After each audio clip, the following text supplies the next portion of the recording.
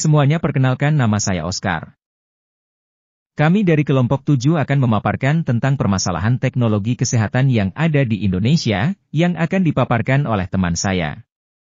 Untuk teman-teman, waktu dan tempat dipersilahkan. Halo semuanya, perkenalkan, saya Ibnu dari kelompok 7. Saya akan memaparkan beberapa permasalahan teknologi kesehatan di Indonesia yang mengakibatkan terhambatnya pelayanan kesehatan. Tidak diragukan lagi, saat ini sektor kesehatan mulai memasuki era disrupsi. Pasien kini dapat berkonsultasi dengan dokter melalui berbagai aplikasi seluler. Layanan perawatan di rumah, pemeriksaan laboratorium maupun pemesanan obat, juga dapat dilakukan melalui aplikasi seluler, terpadu dengan jasa transportasi daring. Jika sebelumnya pasien kesulitan mendapatkan informasi riwayat kunjungan di fasilitas kesehatan, tapi saat ini sebagai contoh, peserta program JKN, Jaminan Kesehatan Nasional, bisa mengakses informasi ini melalui aplikasi mobile JKN. Teknologi digital yang semakin maju sudah dimanfaatkan oleh fasilitas kesehatan untuk meningkatkan efektivitas, efisiensi, serta peningkatan mutu pelayanan. Beberapa rumah sakit telah menerapkan sistem pendukung keputusan elektronik yang terpadu dalam suatu rekam medis elektronik untuk membantu dokter dalam membuat keputusan terapi secara lebih tepat sesuai pedoman klinis melalui peresepan elektronik. Muncul pertanyaan, sejauh mana regulator kesehatan mempersiapkan ekosistem Industri 4.0 untuk melindungi konsumen kesehatan?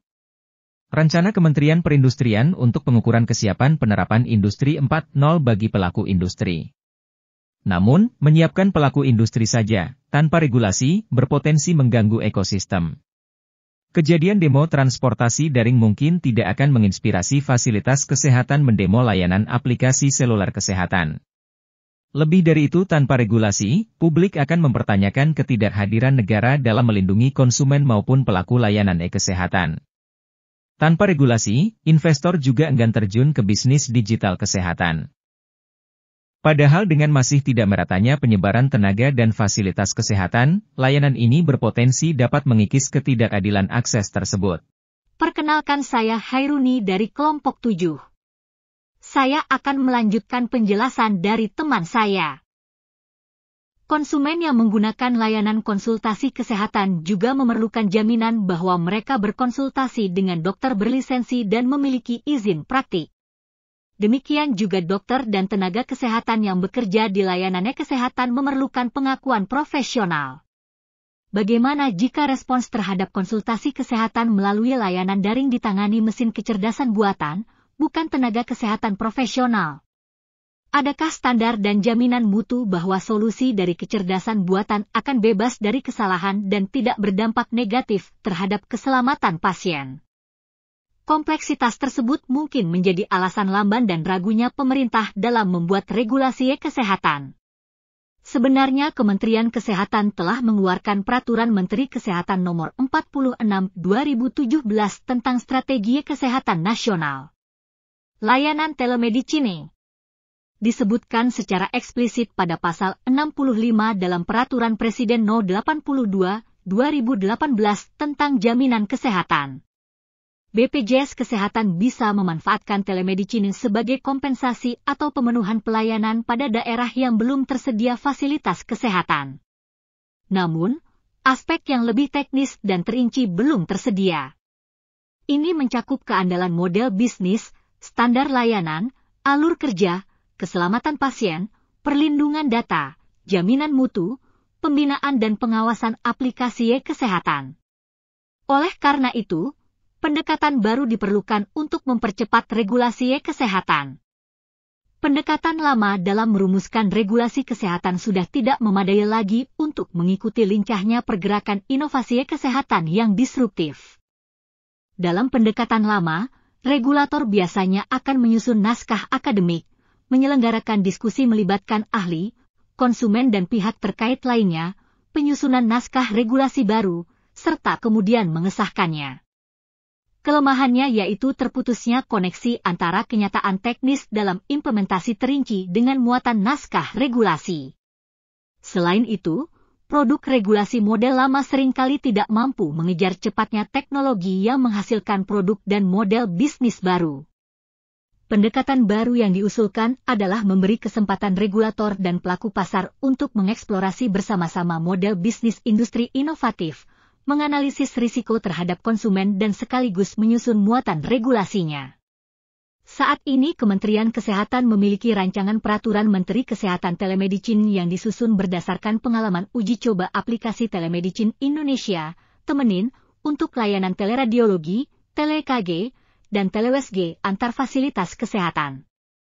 Saya Jovi, saya akan melanjutkan pemaparan. Ada 3 masalah utama layanan kesehatan di Indonesia ini butuh adaptasi teknologi yang lebih optimal. Dalam laporan Philips Future Health Index 2023 ditemukan 3 permasalahan utama yang menggambarkan situasi dunia medis, terutama di Indonesia saat ini. 1. Teknologi guna mengurangi tekanan nakes.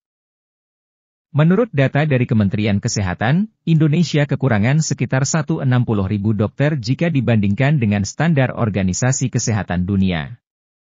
Berdasarkan standar WHO, setidaknya diperlukan 1 dokter untuk setiap 1.000 orang pasien, atau 1/1000. Sementara di Indonesia, jumlah dokter yang ada perbandingannya 0,6 Untuk mengatasi hal tersebut, lebih dari 3/4 atau 77% layanan kesehatan Indonesia menggunakan solusi teknologi kesehatan digital untuk mengurangi dampak kekurangan tenaga kerja kesehatan. Selain itu, penetrasi teknologi dalam layanan kesehatan juga didorong oleh nakes muda yang menginginkan rumah sakit atau tempat praktik yang menggunakan AI di bidang kesehatan. 2. Teknologi AI untuk meningkatkan pelayanan pasien. 2. Teknologi AI untuk meningkatkan pelayanan pasien. Telemedicine yang diandalkan sepanjang pandemi COVID-19 membentuk kebiasaan baru di industri kesehatan. Terbukti dari 89% layanan kesehatan yang sudah memiliki fasilitas perawatan virtual jenis tertentu. Laporan ini menyoroti minat bersama dalam kecerdasan buatan di antara kedua kelompok, baik pemimpin maupun profesional muda. Kedua kelompok memprioritaskan penggunaan kecerdasan buatan untuk memprediksi hasil pasien, mendukung keputusan klinis, dan mengoptimalkan efisiensi operasional. Saya Aulia. Saya akan melakukan pemaparannya dari teman saya. 3. Teknologi untuk membuka akses kesehatan yang lebih luas, meski teknologi sudah berkembang, nyatanya masih banyak masyarakat yang belum mendapatkan layanan kesehatan yang mumpuni.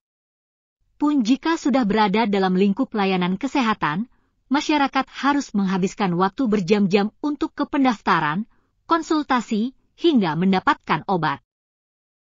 Kedepannya, para pemimpin berencana untuk fokus pada perluasan akses ke laboratorium berbasis kantor, 47%, pusat layanan tanpa janji, 43%, dan tenaga kesehatan masyarakat, 41%, dalam 3 tahun mendatang. Namun, para profesional muda lebih memprioritaskan implementasi tenaga kesehatan perawat, 79%, pusat layanan tanpa janji, 78%, dan program literasi atau edukasi kesehatan, 74%. Kesimpulannya, permasalahan teknologi kesehatan di Indonesia kompleks dan membutuhkan solusi yang komprehensif. Dengan kolaborasi dari berbagai pihak, seperti pemerintah, swasta, akademisi, dan masyarakat, diharapkan permasalahan ini dapat diatasi dan teknologi kesehatan dapat dimanfaatkan secara optimal untuk meningkatkan kualitas hidup masyarakat Indonesia.